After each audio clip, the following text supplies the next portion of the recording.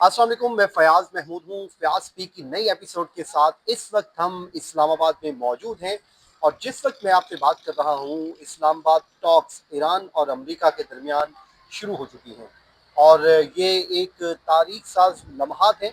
लेकिन जैसे he talks का आगाज़ हुआ है उससे पहले ईरान को एक बड़ी कामयाबी मिली है और इस वक्त दोनों फ्रीकैन के जो चेहरे के जो एक्सप्रेशन हैं वो क्या बात बता रहे हैं। तो आज बड़ी स्पेशल एपिसोड है। हमारे साथ मौजूद हैं सीनियर जर्नलिस्ट इस्लामाबाद से एक्सप्रेस न्यूज़ के लिए रज़िया खान साहिबा, और साथ ही साथ मेरे साथ मौजूद हैं जानजेब अब्बासी साहब। सबसे पहले हम आगाज़ कर लेते हैं मिस रज़िया से। तो मिस रज़िया, जो ईरान से की और अमेरिका की टॉक्स हुई हैं, इस पे देखिए पाकिस्तान ने जो किरदार अदा करना था उनको टेबल टॉक पर बिठा दिया, जो मीडिएशन करनी थी कर दी। अब दोनों मुल्कों की क्या रिस्पॉन्सिबिलिटी आप देख रही हैं? फयाज, ये थैंक यू वेरी मच, लेकिन ये बहुत अच्छा मौका है। पाकिस्तान जहाँ दहशतगर्दी की जंग लड़ता रहा, अफगानिस्तान के साथ इसकी अलग जंग रही, फिर भारत के साथ जो जंग रही उसमें भारत को शिकस्त हुई। अफगानिस्तान भी आपको पता है वो आस्तीन का सांप लेके हम लोग किस तरह से उसको पालते रहे, लेकिन अब जो स्ट्रेटजी बनाई है हम लोग हमारी हुकूमत ने, एस्टेब्लिशमेंट ने, उसकी वजह से आप देखिए पूरी दुनिया में इस बात को एडमायर किया जा रहा है। आपने सोची इतनी दुनिया है, यूनाइटेड नेशंस में कितने ममालिक ऐसे हैं जहाँ पर कोई भी टेबल तो चुना जा सकता था ना, लेकिन पाकिस्तान का टेबल, वो टेबल जिस पर ऑलरेडी ये इल्जामात लगते रहे कि ये तो दहशतगर्द बनाने की फैक्ट्री है, यहाँ पे तो बॉम्ब ब्लास्ट होते प्रोपागेंडा भारत हैं। करता था। प्रोपागेंडा भारत के अलावा और भी बहुत सारे ऐसे शरपसंद अनासिर थे जो कि हमारे यहाँ सीनों में छुपे रहे और ये प्रोपागेंडा करते रहे।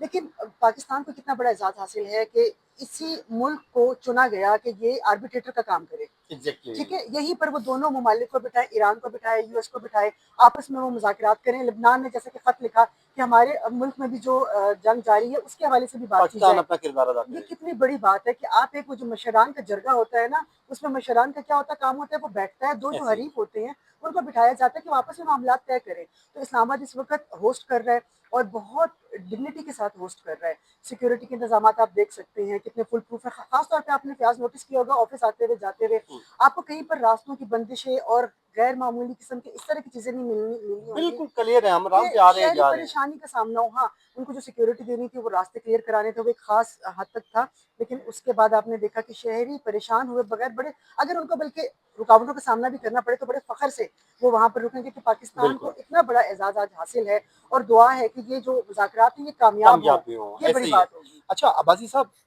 मुज़ाकरात के आगाज़ से पहले ही रॉयटर एक दावा कर रहा है और वो दावा ये है कि अमेरिका इस बात पे एग्री कर गया है कि जो उनके एसेट्स फ्रीज किए गए थे उनको डी फ्रीज कर दिया जाएगा। तो ये मुज़ाकरात की कामयाबी की तरफ पहला कदम हम कह सकते हैं कि गुड गेस्टर के तौर पे है। क्या इसको आप कैसे ले रहे हैं?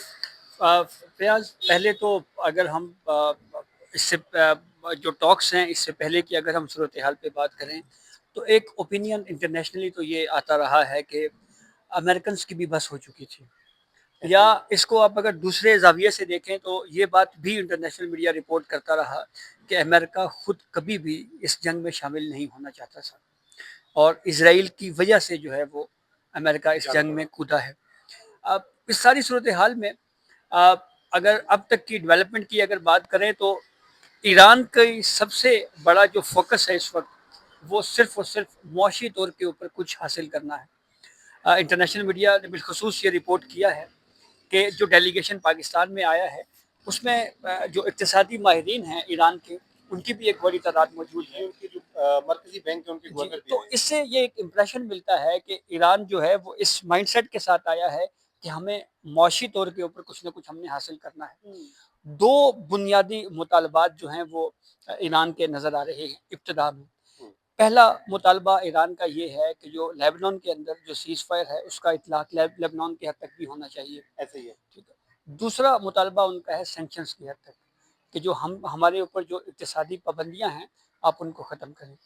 तो इन दोनों मुतालबात के हवाले से अच्छा, अब इम्पैक्ट हम गो के हमारा मकसद या हमारा काम सिर्फ यही था कि हमने टेबल के ऊपर दो फ्रीकैन को बिठाना था, लेकिन आप इम्पैक्ट देखें जो किसी के कहने पर भी नहीं बैठ रहे थे, पाकिस्तान ने उनको बिठाया। लेकिन आप इम्पैक्ट देखें कि प्राइम मिनिस्टर शहबाज शरीफ ने एक ट्वीट किया और उस पर उन्होंने ये कहा कि लेबनान के अंदर जो है वो सीज फायर की वायलेशन हो रही है।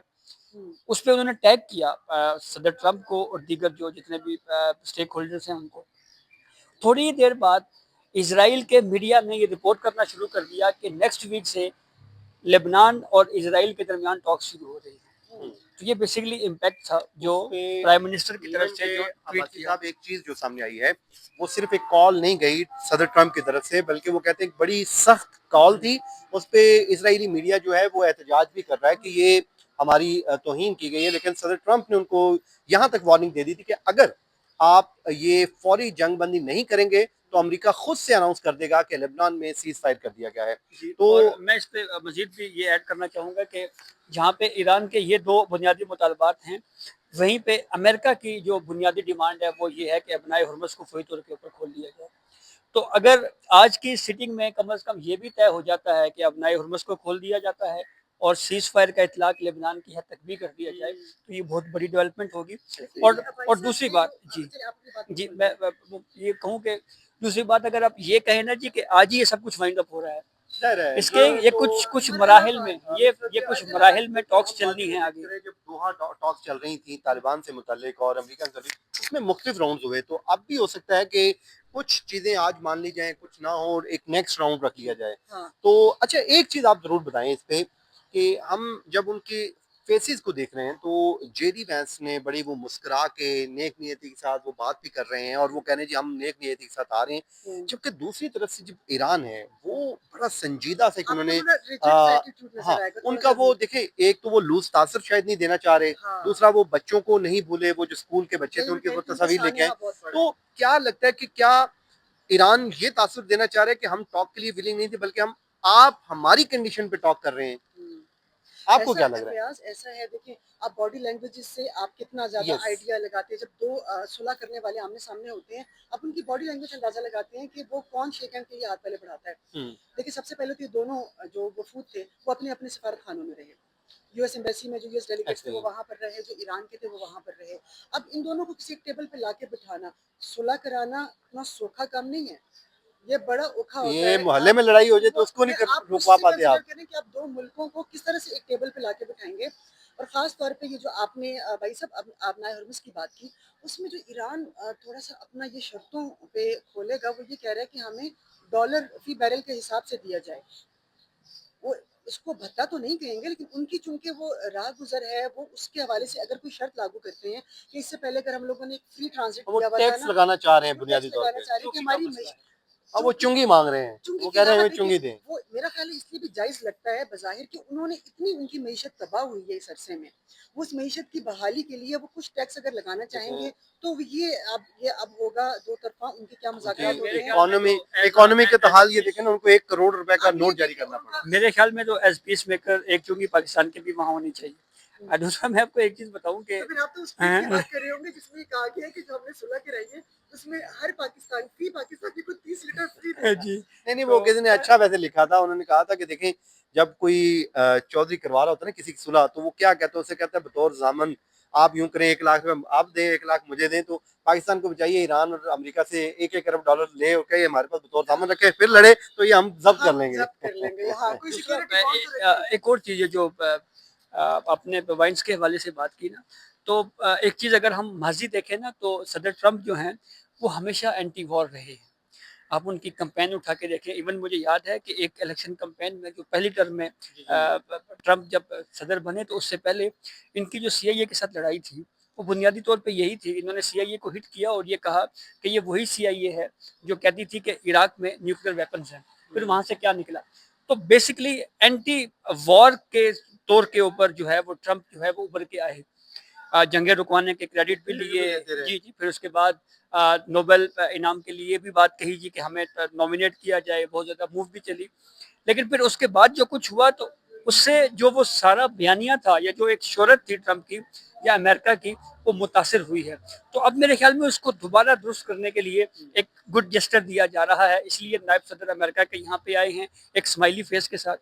دوسری طرف اگر ہم ایران کی بات کریں تو سنجیدہ چہروں کے ساتھ اب ایران کی جو باڈی لینگویج ہے اس میں ہمیں کہیں نہ کہیں دکھ بھی نظر آیا یا تکلیف، اور جو بالخصوص جو ہم نے فوٹیجز دیکھی ہیں بچوں والی، تو ظاہری بات ہے ایک پوری کی پوری قیادت.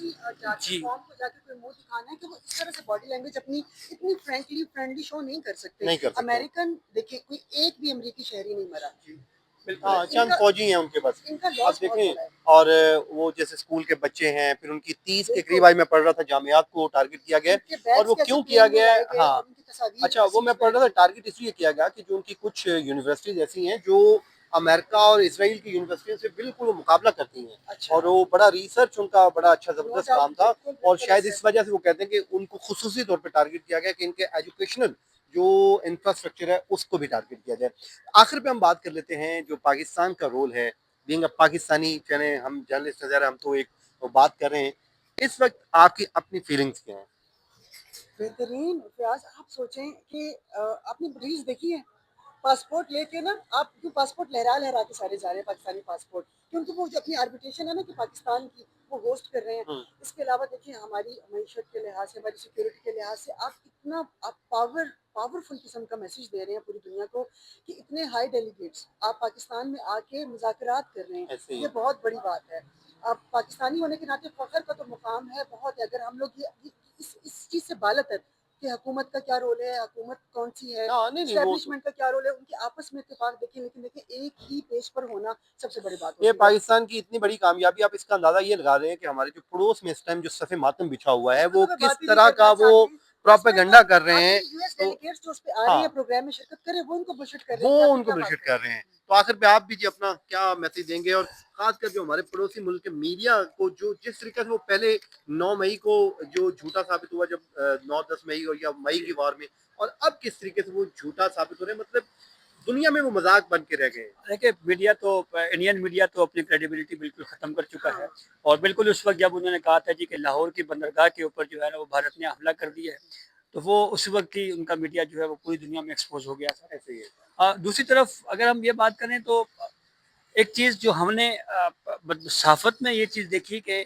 इंडिया ने हमेशा सफारती साइड के ऊपर ये कोशिश की कि पाकिस्तान को तनहा किया जाए। ऐसे ही है। हर महाज के ऊपर इंडिया की जानिब से लॉबिंग फर्म्स चाहे हायर की क्रिकेट जाती हो, रही। जी, गेम में हर देखिए हर हर सतह तरह पे। से जी। उन्होंने लेकिन पॉलिटिक्स बाकायदा डाली है। बाकायदा इन्वेस्टमेंट की जाती रही। हाँ जी करोड़ों जी, अरबों खरबों रुपए इंडिया ने कंपनियां हायर की जाती हैं, झोंके पीआर कंपनी हायर लॉबिंग की लॉबिंग जाती है, फर्म लॉबिंग हायर की कंपनी हायर की गई। कि किसी न किसी तरीके से पाकिस्तान को सफारती महाज के ऊपर तनहा किया जाए। देखो पंजाबी लेकिन में कहते हैं, आज जिसे अल्लाह रखे उसे कौन जी, सके। हाँ लेकिन तो आज जिसको वो इज्जत अल्लाह सूरत दे। हाल आज सूरत हाल मुकम्मल तौर के ऊपर ये अक्सर इससे बिल्कुल मुख्तलिफ है। बिल्कुल। और पूरी दुनिया में एक सवाल ये ज़रूर उठाया जा रहा है कि इस खित्ते में ईरान का जो सबसे बड़ा इत्तेहादी था वो भारत था।